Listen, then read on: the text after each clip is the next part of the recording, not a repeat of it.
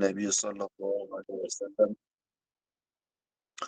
khairukum man ta'allama al-Qur'ana wa 'allama, atau kama qala Nabi sallallahu alaihi wasallam.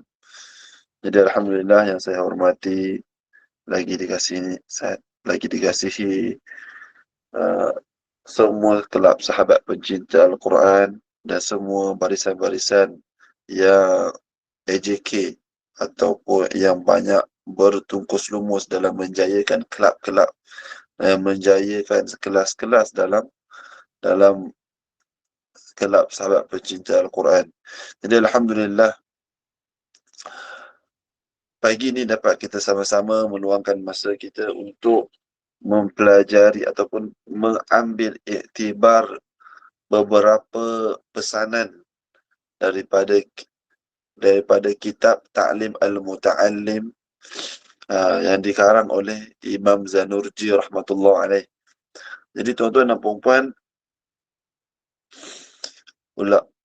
ada satu pepatah Arab berbunyi ad-dinu adab.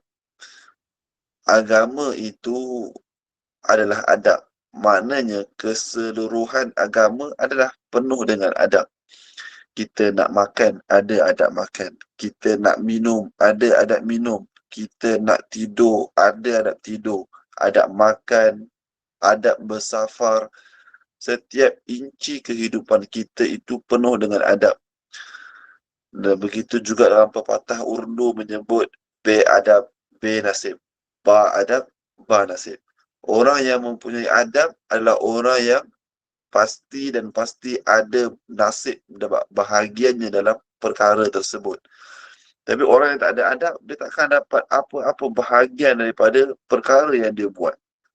Mungkin orang tu makan, dia dapat kenyang, tapi dia tak dapat keberkatan dalam makanan dia.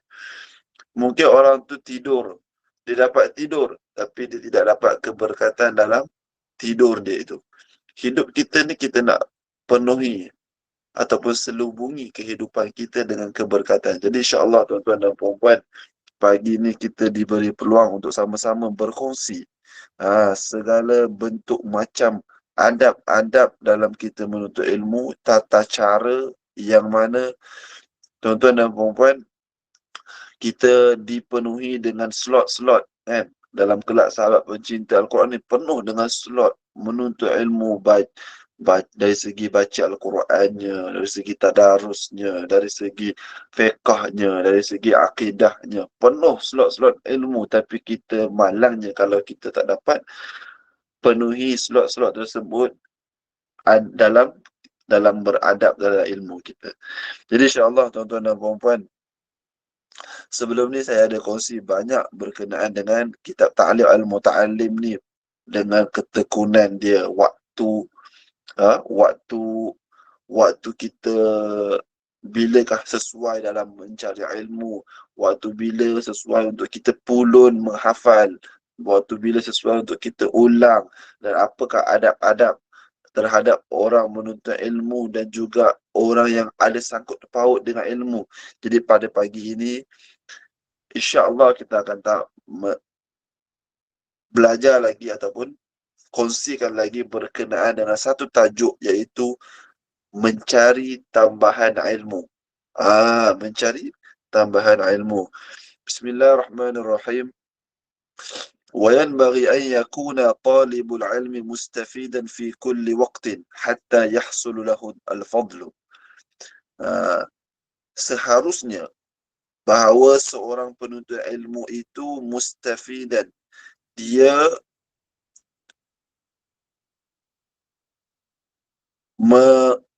mengambil faedah pada setiap waktu, hatta yahsulu lahul fadl, sehinggalah dia mencapai ataupun terhasilnya kelebihan dalam diri dia. Wa tariqul istifadati an yakuna ma'ahu fi kulli waqtin mihbaratun hatta yaktabu ma yasma'u min al-fawaid al-'ilmiyah. Jadi dalam setiap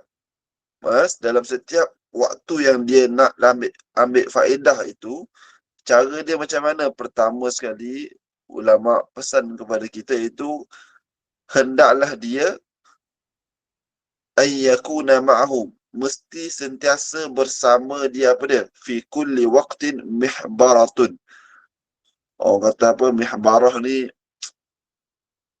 selalu membawa buku dan pen. Mihbarah. Kalau sebut bahasa mihbarah tu ni bekas dakwat. Tapi bawa bekas dakwat buat apa? Jadi terjemahan dia bawa pen sentiasa. Dan juga satu buku nota kecil. Maksudnya, dia ni seorang penuntut ilmu, dia tak boleh leka. Dia tak boleh adanya ilmu yang disampaikan lalu masuk telinga kanan, keluar telinga kiri. Tidak dipahatkan dalam buku dia. Jadi, seorang yang penuntut ilmu, dia mesti istifadah fi kulli waqtin. Ambil faedah dalam setiap inci waktu dia. Boleh, eh? Ah, hatta yaktubu ma yasma'u, sehinggalah dia dapat menulis apa yang dia dengar.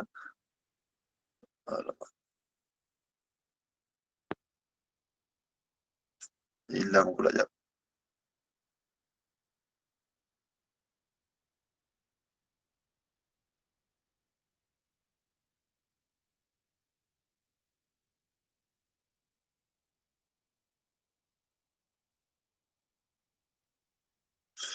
Ha, ini yang tak best ni kalau pakai PDF. Sekejap tuan-tuan.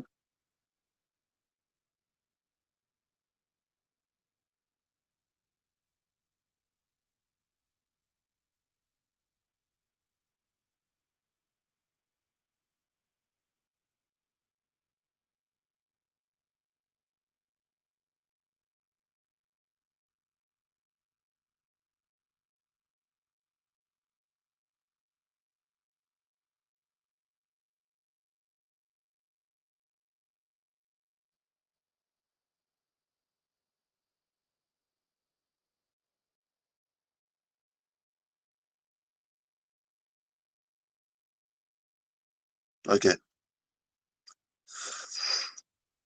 Hatta yaktubu ma yasma'u min al-fawaid al-ilmiyah. Qila man hafiza farra wa man kataba syai'an qarra. Dalam satu pepatah Arab berbunyi, man hafiza, barang siapa, man hafiza, siapa yang menulis atau menghafal ilmu sesuatu ketika, maka farra, maka dia, man hafiza, siapa yang hafal sesuatu ketika bisa, sesuatu ketika, maka dia akan lupa. Man hafiza, hafal, farra. Farra ni kalau terjemah asal dia lari. Barang siapa yang hafal, maka dia akan lari. Maksudnya, hafalan ni satu masa kita ni manusia lemah, maka dia akan hilang. Farra. Wa man kataba, dan siapa yang tulis, maka qarra. Qarra ni dia akan terpahat. Dia akan termaktub. Dia akan tertulis kat situ. Dia takkan hilang. Jadi, bukan kata jangan hafal. Tapi tuan-tuan dan puan-puan, untuk qarra, untuk korirkan, untuk kuatkan dalam ingatan kita, tulis kemudian hafal. Dulu waktu saya mula-mula hafal matan, waktu tu pertama kitab matan yang dihafal adalah kitab matan Safinatun Najah, kitab fiqh. Jadi bila ustaz nak ajar kami hafal, ustaz akan suruh kami apa? Tulis setiap matan tu. Seolah-olah kami copy paste balik apa yang ada dalam kitab asal ke dalam buku tulis kami. Lepas dah tulis, baru hafal. Jadi dekat situ baru kita nampak, bila hantar hafalan dekat ustaz kita, guru kita, ustaz kata, salah ni. Macam mana kau hafal? Lepas tu tengok balik, refer balik dekat yang kita tulis. Oh, rupanya tulisan kita yang salah, yang membuatkan kita hafal salah. Jadi, pembetulan itu dapat dilakukan dalam hafalan dan juga penulisan. Jadi, tuan-tuan dan puan, antara tip yang kita dapat kongsikan pada pagi ini, nak hafal, tulis.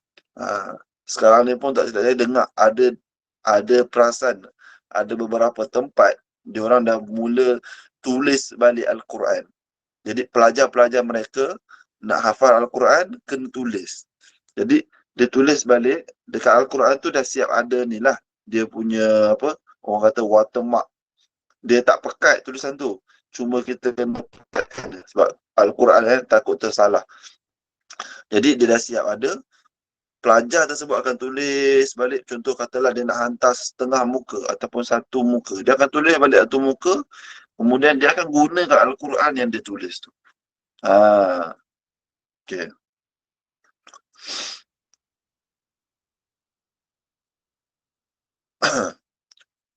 Waqila, dan dikatakan juga al-ilmu ma yu'khadhu min al-afwahi ar-rijali li'annahum yahfazuna ahsana ma yasma'una wa yaquluna ahsana ma yahfazuna.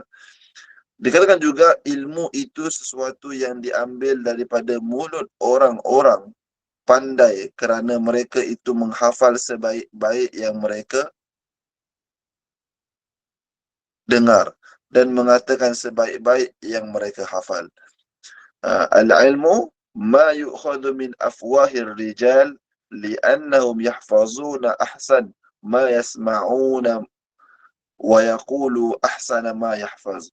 Orang yang ilmu itu diambil daripada mulut-mulut cendekiawan ataupun orang-orang yang berilmu. Kenapa? Sesungguhnya mereka menghafal apa yang baik mereka dengar dan mereka akan katakan apa yang baik supaya apa yang baik daripada hafalan mereka.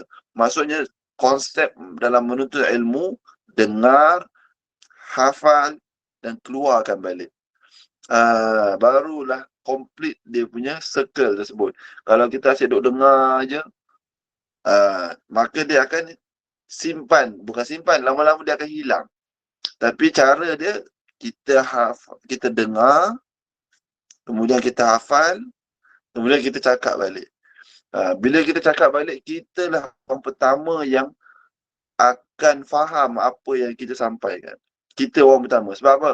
Dan juga kita juga orang pertama yang akan mula bertambah ingat kita terhadap ilmu yang kita sampaikan. Sebab apa?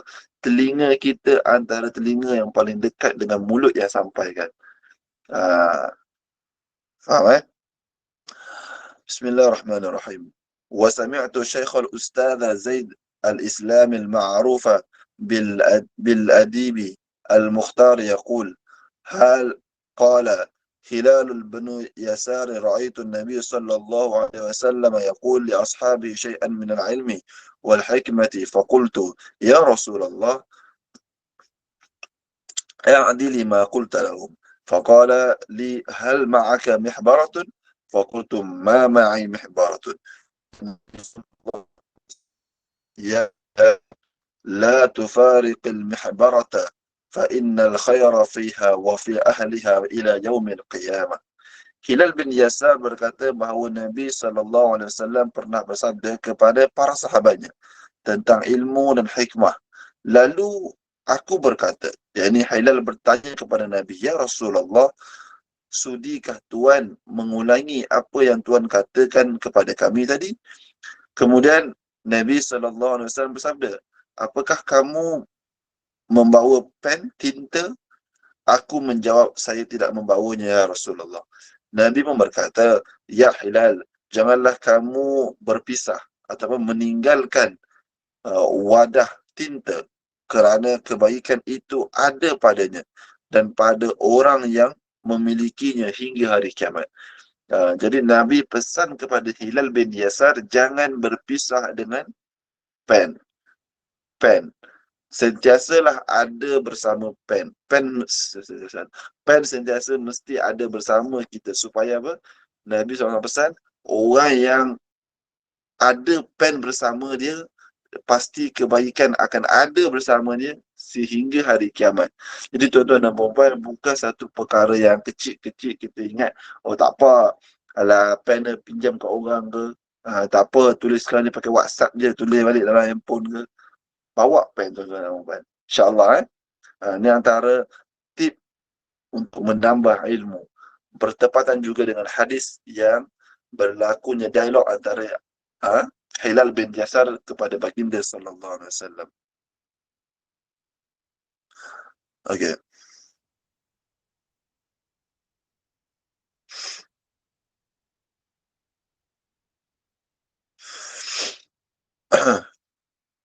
ووصى صدر شهيد حسام الدين ابنه شمس الدين أن يحفظ كل يوم يسيرا من العلم والحكمة فإنه يسير وعن قريب يكون كثيرا. واشترى عصام ابن يوسف قلما بدينار ليكتب ما سمع في الحال. فالعمر قصير والعلم كثير، فينبغي ألا يضيع الأوقات أوقات والساعات، ويغتنم الليالي والخلوات. عن يحيى بن معاذ الرازي: الليل طويل ولا تقصره بمنامك، والنهار مضيء فلا تكدره بآثامك. Sya- Sadrul Syahid Husam berpesan kepada puteranya iaitu Syamsuddin supaya menghafal sedikit ilmu, pengetahuan dan hikmah setiap hari. Kerana sesuatu yang banyak itu dimulai dari sedikit. Ini antara tip-tip dalam kita nak menambahkan ilmu. Hafal sikit, lama-lama jadi bukit. Hafal sikit. Nak hafal semua tak mampu. Hafal satu perenggan demi satu perenggan. Okey. Hisham bin Yusuf pernah membeli pen seharga 1 dinar. 1 dinar. Isam bin Yusuf pernah membeli pen dengan harga 1 dinar. 1 dinar bukan sikit, tuan-tuan. Tak silap saya sekarang ni 1 dinar dalam 1,200.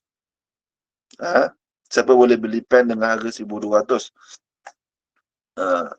Ustaz gila, Ustaz nak beli 1,200 punya pen, nak buat apa? Okey, nampak. Orang dulu beli pen sanggup. Isam bin Yusuf pernah membeli pen sehingga 1 dinar untuk menulis apa yang dia dengar waktu mengaji. Kerana dia sudah tahu bahawa umur manusia itu pendek, sedang ilmu amat banyak. Umur pendek, ilmu tu banyak. Jadi, dia kata, oleh kerana itu, dia tidak mahu menyia-nyiakan waktu sesaat pun. Dia gunakan waktu malam untuk mendalami ilmu agama. Jadi, dia faham bahawa kalau aku tak tulis ni, kalau aku tak catat ni, maka umur aku akan berlalu, usia akan berlalu, generasi akan datang, anak cucu-cucu aku tak akan dapat manfaat daripada ilmu yang aku perolehi. Jadi tuan-tuan dan puan-puan, nampak tak pandangan seorang ulama, iaitu mereka tahu kalau dia tak catat, walaupun pen tu harga 1,200 sekalipun, 1,400 sekalipun, kalau aku tak ada pen, aku tak boleh nak tulis, dan manfaat ini tak boleh sampai kepada orang yang akan datang. Sebab ilmu dia sampai 70-80 tahun. Lepas 70-80 tahun, siapa yang nak sampaikan kepada generasi-generasi akan datang. Jadi dia sanggup korbankan 1 dinar untuk habiskan duit dia beli pen, supaya ilmu yang dia peroleh tertulis atas kertas dan juga dapat disampaikan kepada seluruh umat. Jadi tuan-tuan dan puan-puan, nampak fahaman ataupun pandangan sudut pandang oleh seorang alim ulama. Jadi nak beritahu penting tak penting, pen mesti ada dalam poket. Pen mesti ada dalam poket. Yahya bin Mu'az Ar-Razi berkata, malam itu amat panjang, maka jangan kamu habiskan untuk tidur. Siang hari itu terang benderang, maka jangan kamu rehat, redupkan dengan dosa-dosamu. Ini pepatah-pepatah Arab ulama-ulama dahulu. Dia kata malam tu amat panjang, jangan habiskan dengan tidur saja. Tempoh malam, bangkit awal pukul 4 pagi, bangun, habiskan dalam 1 jam ataupun setengah jam untuk ilmu. Kalau yang menghafal, hafal Al-Quran time tu. Kalau yang nak catatan hadis ataupun catatan Al-Quran, boleh buat time tu fresh.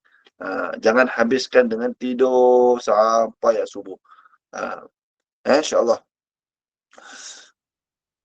وينبغي أن يغتنم الشيوخ ويستفيد منهم، وليس كل ما فات يدرك، كما قال أستاذنا شيخ الإسلام في مشيخته: كم من شيخ كبير في العلم والفضل أدركته وما استخرجته، وأقول على هذا الفوت منشئا هذا البيت شعرا: لهفا على فوت التلافي لهفا، ما كل ما فات ويفنى يلفى. seorang pelajar harus semestinya boleh memanfaatkan kesempatan bersama para ulama, ini gurunya. Gunakan untuk menimba pengetahuan daripada mereka. Maksudnya tolong korek sebanyak mungkin ilmu yang kita boleh dapat daripada guru kita. Sebab itu kita kan bila kata uh, kita nak korek ataupun nak cungkil semua ilmu yang ada dalam guru kita, pertama sekali mesti kena banyak bersohbat. Bersohbat ni maksudnya kena banyak mendampingi para alim ulama, supaya bila berlaku sesuatu peristiwa ataupun berlaku sesuatu momen, maka pada momen tersebut kitalah orang yang dengar apa yang disampaikan oleh guru-guru kita. Kerana kesempatan yang baik apabila telah hilang, tidak akan dijumpai lagi. Sebagaimana yang dikatakan Ustaz Syekhul Islam dalam kitab Masyihatnya, banyak sekali guru-guru besar yang luas ilmu dan keutamaannya yang pernah aku jumpai. Namun, aku tak memperoleh kebaikan daripada mereka. Apa maksud tak peroleh kebaikan? Bukan sebab mereka tak ada kebaikan. Sebab terlepasnya, macam saya kata tadi, terlepasnya momen-momen yang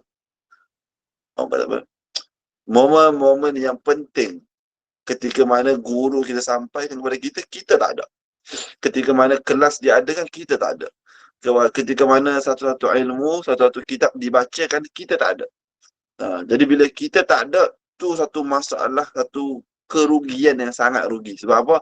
Takkan dijumpai macam mana yang dikatakan oleh Ustaz Syekhul Islam dalam kitab Masyihatnya. Atas atas teladan ini, aku gubah sebuah syair.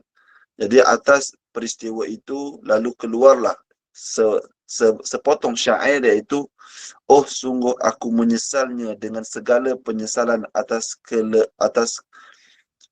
kegagalanku. Setiap sesuatu yang telah hilang tak akan bisa dijumpai lagi.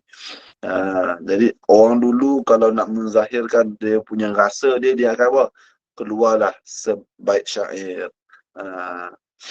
Sayyidina Ali radhiyallahu anhu berkata, bila kamu berada dalam satu urusan, maka tetaplah di dalamnya. Kehinaan dan kerugian itu akibat berpaling dari ilmu Allah. Maka berlindunglah kepada Allah darinya pada malam dan siang hari. Jadi Sayyidina Ali radhiyallahu anhu berkata apa? Kalau kita berada dalam satu-satu perkara, satu-satu urusan, maka tetapkanlah dalamnya. Maksudnya, jangan bila ada masalah, duk pindah loncat tempat lain. Ini random. Bukan takat menuntut ilmu je. Bukan takat menuntut ilmu je. Dalam bekerja, dalam apa sekalipun, dalam rumah tangga, kalau ada masalah, ada kerugian, ada ujian, maka jangan senang sangat lompat tempat lain. Ini ada tak kena hati je dengan kawan, duduk dalam kawan dalam kelas. Oh, kelab ni tak bagus, aku pergi kelab lain pula lah. Aku pergi kelas lain pula lah. Sebab ini ada orang yang tak sebulu dengan aku. Tak mau. Jadi Sayyidina Ali beritahu, kalau berada dalam satu urusan, tetaplah dalam perkara tersebut sehingga habis. Jadi tuan-tuan dan puan-puan, insya-Allah, insya-Allah.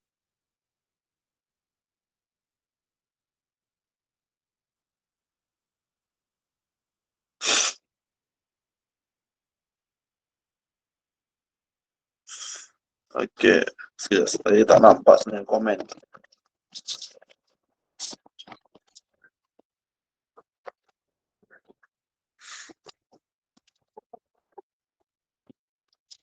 Sekejap.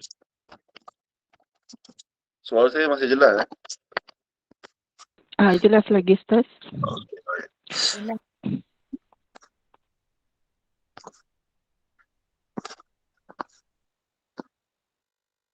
Okey.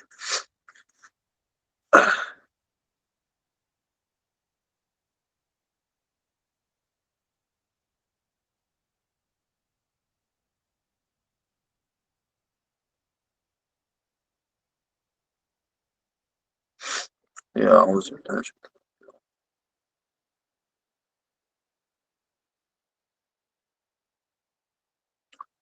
Tu yang tak syok ni pakai PDF. Biasa saya pakai kitab. Pakai PDF ni kadang-kadang bila kita tertekan summary kat tepi tu, dia terus pergi tempat lain.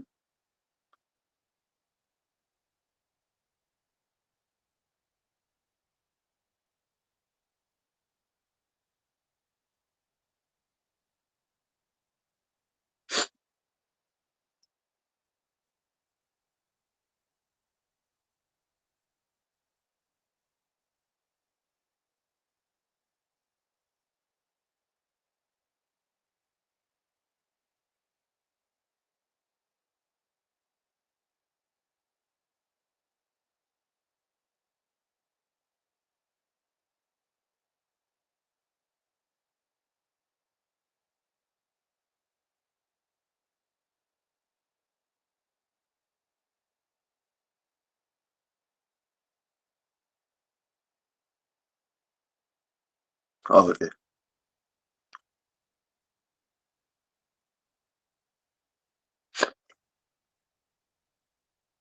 ولا بد لطالب العلم من تحمل المشقة والمذلة في طلب العلم والت... والتملق مذموم إلا في طلب العلم لأنه لا بد له من التملق للأستاذ والشركاء وغيرهم للاستفادة منهم. قيل العلم عز لا ذل فيه لا يدرك إلا بذل لا عز فيه. وقال القائل أرى لك نفسا تشتهي أن تعزها فلست تنال العزة حتى تذلها. Perenggan akhir insyaAllah. Para penuntut ilmu la budda, mestilah dia, mestilah penuntut ilmu harus tahan menanggung penderitaan dan kehinaan ketika mencari ilmu. Tahammulil masyaqqah wal madallah fi talab ilm. Waktu menuntut ilmu, tahan. Orang duk kata apa ke, tahan dulu. Saya baca dulu. Tamalluk. Begitu juga tamalluk. Tamalluk ni terjemahan dia men, mencilat ataupun mencari muka. Itu tercela kecuali dalam urusan menuntut ilmu. Kerana menuntut ilmu itu tidak boleh terpisah dari guru, teman-teman belajar dan sebagainya. Okey. Seorang penuntut ilmu, dia mesti tahammul masyaqqah. Tahammul masyaqqah ni maksudnya tahan uh, tahan penderitaan, kesusahan.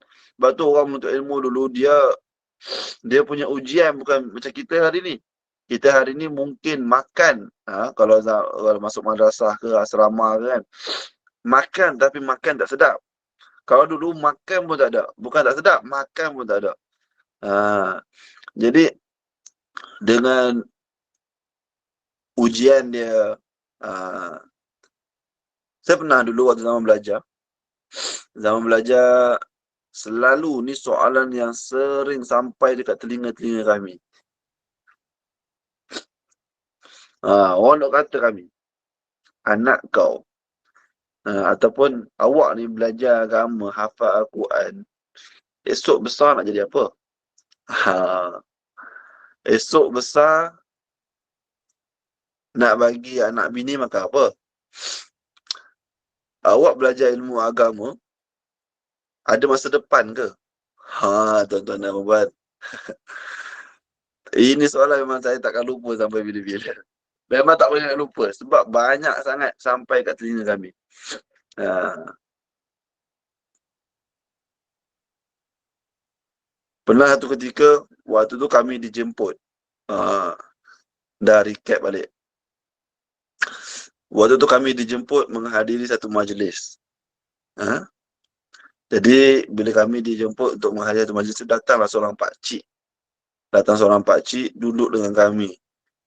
Dengan niat nak bersembang-sembang dengan kami lah. Jadi, dia tanyalah macam mana dalam madrasah. Dalam madrasah buat apa. Macam mana.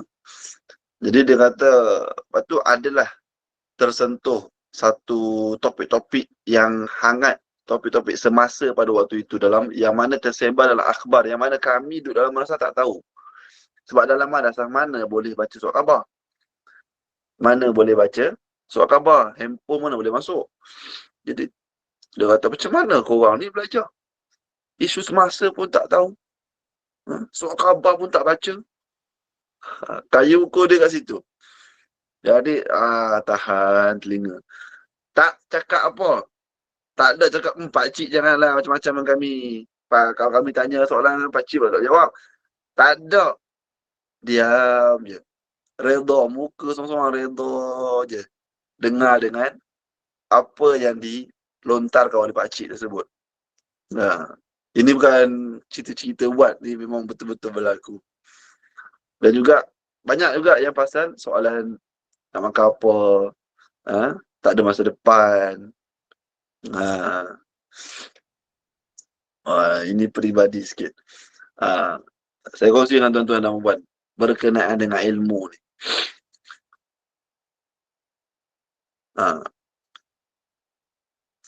Nak cerita. Okay, sebelum saya menikah, saya pernah ta'aruf dengan seorang wanita. Dah peribadi pula ni, tapi tak apa. Saya nak cerita supaya macam mana tahammul terhadap cacian tersebut. Tahammul, tahan, tak tahan terhadap cacian dan juga ujian yang dilontarkan oleh orang luar terhadap penuntut ilmu. Jadi saya kenal dengan seorang perempuan dan saya tak ta'aruf, saya nak jumpa mak bapak dia. Saya nak jumpa mak bapak dia, saya nak kenal, memang niat nak kahwin. Tapi dari hari ke hari saya tak dapat jumpa mak bapak dia.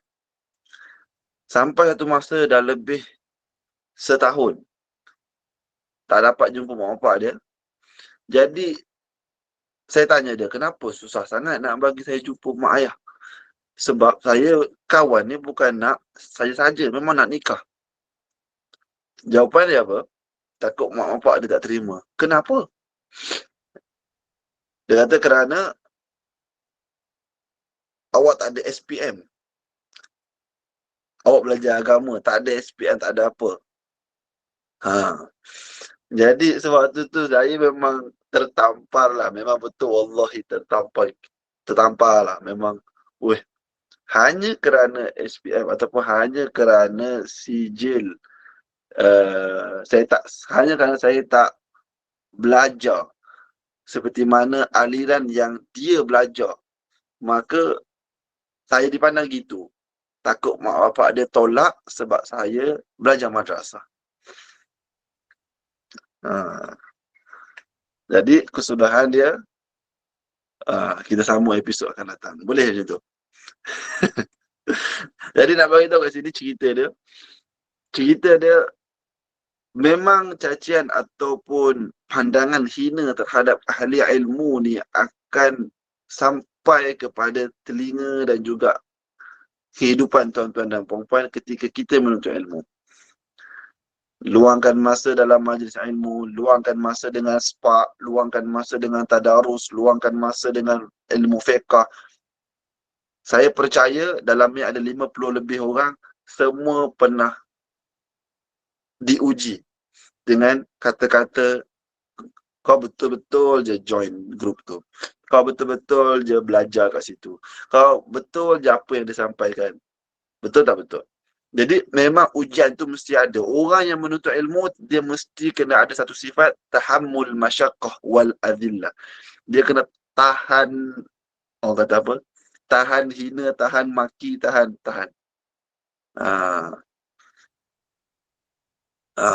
Okay. Wa tamalluku madhmumun illa. Tamalluk ni menjilat. Tamalluk ni menjilat ataupun mencari muka. Mencari muka ni maksudnya cari perhatian. Orang kata, senang kata, bahasa mudah dia, kaki ampu lah. Kaki ampu. Kaki ampu ni elok tak elok? Cuba komen sikit. Kaki kipas bos.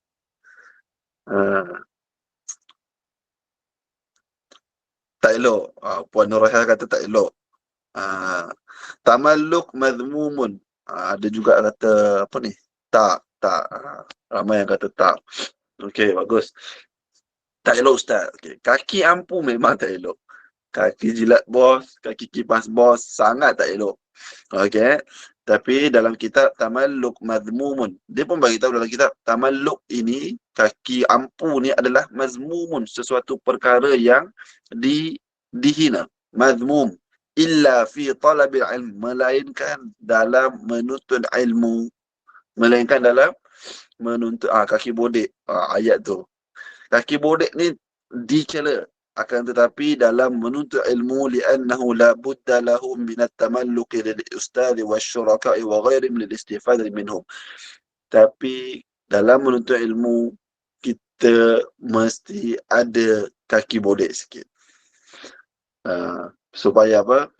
Supaya kita dapat korek, macam saya kata tadi, kita dapat congkil semua ilmu-ilmu yang ada dalam fikiran ataupun dalam ingatan ustaz kita, kawan-kawan sekeliling dia, anak dia, syuraka dia.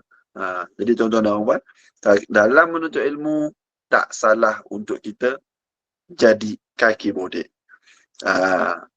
Ada yang kata bodek yang berpada-pada lah Ustaz. Bodek yang berpada-pada lah. Okey. Jadi dalam menuntut ilmu tak salah untuk kita membodek guru kita supaya dia ajar kita. Kita nak ilmu, bodek ilmu tak apa Ustaz. Bodek ilmu tak apa. Dalam ilmu tak apa. Dalam ilmu kita boleh bodek ustaz kita supaya ustaz kita ajar kita. Bukan bagi duit. Bukan bagi projek. Bagi ilmu. Okey. Qila al-ilmu izzah. Ada juga yang berkata ilmu itu adalah izzah, kemuliaan. Tiada hina padanya. Namun ilmu tak boleh didapati kecuali dengan merendah.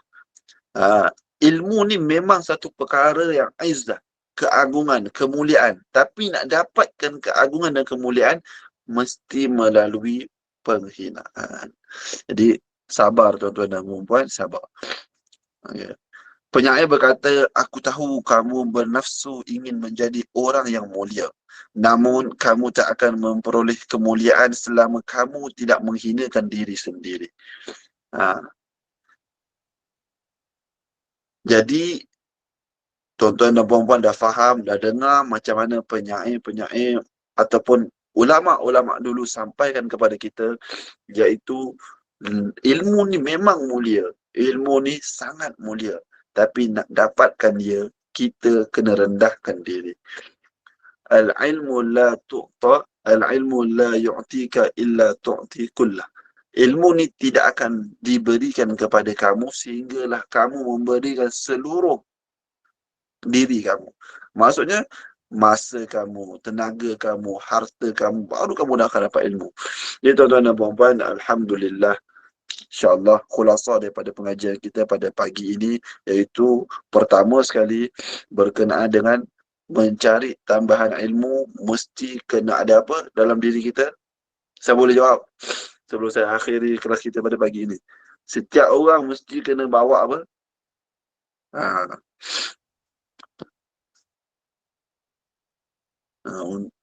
Bawa pen. Setiap orang mesti kena ada pen dengan diri dia. Bertepatan dengan hadis yang kita baca tadi, Hilal bin Yazar berkata kepada Nabi, minta Nabi ulang balik apa yang Nabi sampaikan. Lalu Nabi tanya kepada dia, Hilal, wahai Hilal, kau tak bawa pen ke? Tak. Nabi suruh Hilal bawa pen. Jangan pisahkan diri dengan pen. Kerana apa? Dalam pen, bawa pen, ada keberkatan sehingga hari kiamat. Itu yang pertama. Yang kedua, dalam kita nak menuntut ilmu, tuan-tuan dan puan-puan, kita kena selalu mendampingi guru kita dan bodek sebanyak mungkin yang kita boleh dapat ilmu daripada dia. InsyaAllah. Jadi tuan-tuan dan puan-puan, dengan itu akhirlah kita punya slot pada pagi ini. Kita akan sambung pada masa akan datang insya-Allah pada tajuk sikap warak dalam menuntut ilmu. Jadi orang mungkin akan tanya, Ustaz, nak menuntut ilmu mesti kena warak ke, mesti kena baik, mesti kena macam tu kan. Nanti kita akan cerita pada tajuk yang akan datang. Sebab ada juga orang kata, tak payah. Nampak je aku macam ni. Saya pernah ada kenal satu orang ni, hamba Allah. Dia kata apa? Dia kata macam ni. Nampak je aku macam ni. Mulut duk maki orang. Orang Kedah ni, clue orang Kedah. Mulut duk maki orang, tapi jangan ajak sembang aku pasal ilmu. Dia kata gitu. Kalau pasal ilmu, jadi boleh ke ataupun perlu ke seseorang yang menuntut ilmu itu didampingi, membawa sifat watak seorang warak, iaitu tidak memaki, tidak bercakap tinggi, tidak meninggikan suara, tidak angkuh dan sebagainya. Ataupun orang berilmu ni tak kisah, dia nak lancang pun lancang, dia nak cakap hebat pun hebat, tak payah warak pun tak apa. Itu kita akan kongsikan pada tajuk yang akan datang. Sebelum saya akhir, saya baca dulu komen. Bagus. Ramai yang respon. Pen dan buku, pen and notebook. Pen and buku 55 tak ya? Buku 55 tulis hutang. Bodek guru tahan dengan dugaan. Ini point. Tahan dengan dugaan. Merendah diri. Ilmu dan adab package. Ya, betul. Okey, baik. Wallah. Betul Ustaz, kalau tak dapat ikut kuliah live rasa rugi sangat-sangat walaupun boleh dengar rekod kelas. Betul? Wallahu alam bisawab. Jadi insya-Allah pada masa akan datang kita akan kongsikan lagi berkenaan dengan warak dan ilmu. Warak dan ilmu. Adakah dia related ataupun tak perlu ilmu saja, tak payah warak, ataupun warak je tak payah berilmu. Kita akan kongsi pada tajuk akan datang. Wallahu a'lam bishawab. Yang baik datang dari Allah Subhanahu wa taala, yang kurang itu atas kelemahan kekhilafan saya sendiri. Saya mohon maaf jika ada tersalah kata, tersilap bicara. Dengan itu saya serahkan semula majlis kepada puan moderator untuk teruskan. Ustaz, jika ada soalan boleh buka soalan ke Ustaz? Kok ada soalan? Ada soalan nak tanya silakan. Soalan tanya silakan. Kalau ada persoalan. Jangan tanya soalan sambungan cerita Ustaz tadi, apa cerita dia. Soalan lain boleh. Silakan. Baru nak tanya Ustaz.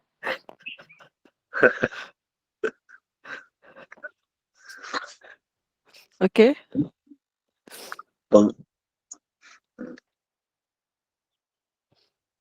Rasanya tak ada lah Ustaz. Cuma dah jelas tu. Kat tangan lah. Puan Hayati nak tanya? Ustaz, tadi orang Brunei dia tak faham erti bodek. Tadi ada kat mesej tu. Boleh Ustaz jelaskan kepada beliau?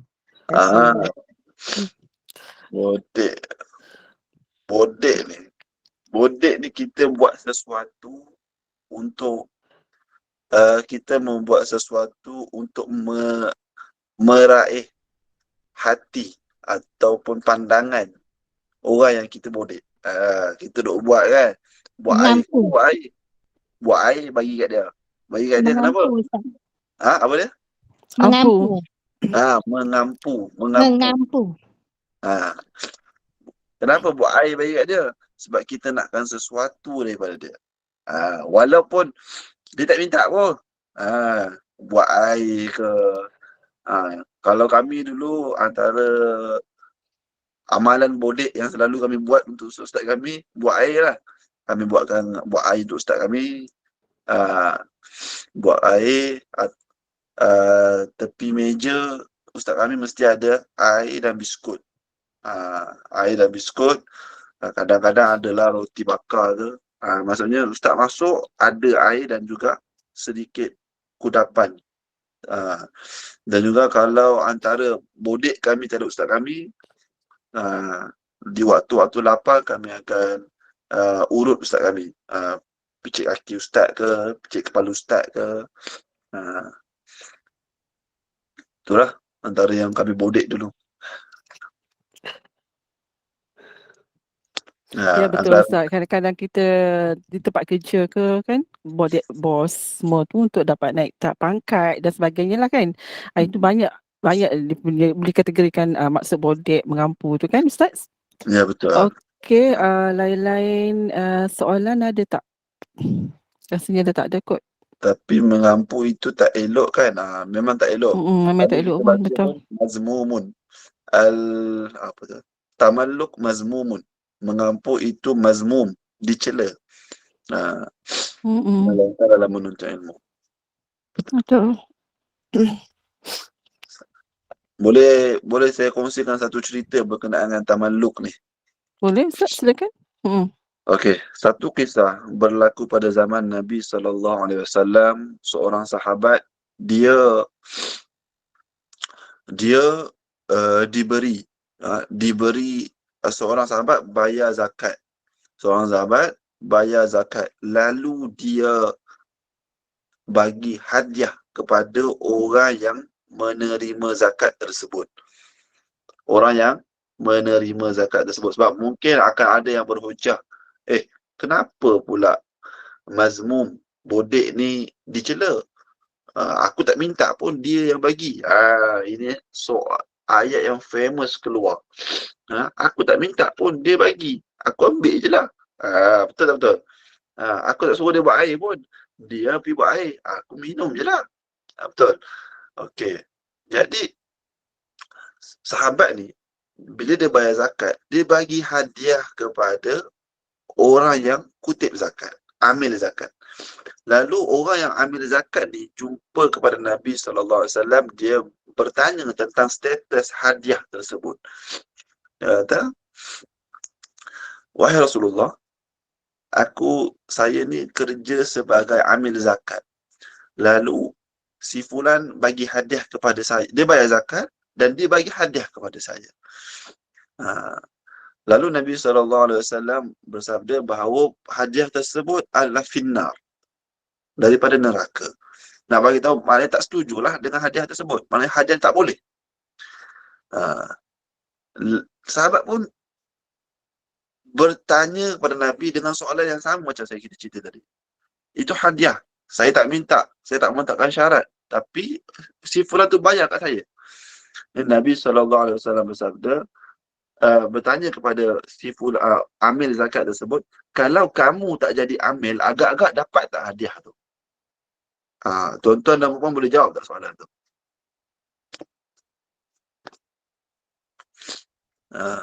Kalau kamu tak jadi amil zakat, agak-agak kamu dapat tak hadiah tu? Agak-agak tuan-tuan dan puan lah, kalau kata tak dapat. Sebab Nabi SAW bersabda pada sahabat tersebut, hari ini kamu keras dalam mengutip zakat. Disebabkan hadiah ini, esok lusa tak apa. Hantar unta je, tak payah hantar tali pun tak apa. Faham tak? Maksudnya akan ada kekurangan dalam melaksanakan tugas. Jadi tuan-tuan dan puan-puan, bodek mazmumun. Bodek itu dicela. Jangan buat. Jangan duk layan orang yang suka bodek ni. Tapi niat dia baik, Ustaz. Niat dia? Niat dia baik. Dia macam bersedekah. Dia macam bersedekah. Nah, dia niat dia baik. Tak ada apa pun dia dapat daripada pengutip zakat tu, amil tu. Okey. Niat dia baik, tak ada apa pun. Okey. Masa akan datang, contoh, zakat tersebut dihantar, tapi kurang daripada sebelum ni. Contoh, kalau sebelum ni dia hantar komplit barang zakat, katalah zakat unta sebelum ni, dia hantar seekor unta siap dengan pelana, siap dengan tali. Akan datang dia hantar unta kosong. Agak-agak ada berlaku goyah tak dalam orang yang mengutip zakat tu? Nak tanya mana pelana, hari tu dah bagi hadiah hari tu. Nak tanya mana tali, hari tu dah bagi hadiah. Kenapa hantar kosong kali ni? Setuju tak setuju? Kemungkinan tu ada, Ustaz. Kemungkinan tu ada sebab apa? Dia akan menggoyahkan orang yang menerima zakat tersebut, amil zakat tersebut dalam menjalankan tugas pada masa-masa akan datang. dia serba salah nak tanya, betul. Dia akan serba salah. Jadi tuan-tuan dan puan-puan, kita pesan kat diri saya pun pesan, sebab saya sekarang buat projek juga. Jadi saya pun jangan buat benda tu, yakin Allah akan bagi rezeki kamu. Tanpa dengan bodek, tanpa dengan duit suapan, tanpa dengan duit bawah meja, Allah Ta'ala akan bagi rezeki kamu. Allah Ta'ala akan cukupkan kamu. Tapi dalam ilmu tak apa bodek. Untuk mendapat ilmu, betul itu macam orang yang terima rasuah. Wallahu a'lam bishawab. Saya serahkan semula majlis kepada puan moderator, insyaAllah. Baik, jazakallahu khairan. Terima kasih kepada Ustaz Muhammad Rahmat atas perkongsian ilmu buat panduan kita semua. Moga ia memberi sedikit semangat manfaat dan penjelasan dan kefahaman buat kita semua. Dan dengan menghayati dan menghayati ilmu itu juga ialah beramal dengan ilmu yang baru didengari dan dipelajari. Dari itu, barang siapa yang menuntut satu jalan untuk menuntut ilmu, nescaya Allah SWT akan memudahkan satu jalan baginya ke syurga. Dan saya mewakili Pak Pengurusan Ustaz, mohon maaf jika ada salah bicara daripada saya. Yang sempurna itu hanyalah milik Allah SWT.